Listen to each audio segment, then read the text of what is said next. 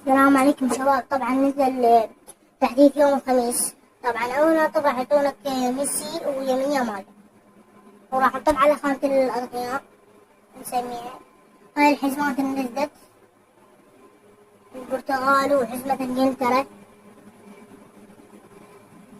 وهاي الباكجات اللي نزلت زي قديمة زين اثنين باكج اليابان، هذا باكج فايز، وهاي الحملة البطولة. أنا اخترت طبعا فرنسا وفزت فزت بالبطولة. هاي هذا النهائي فزت فيه 3-2.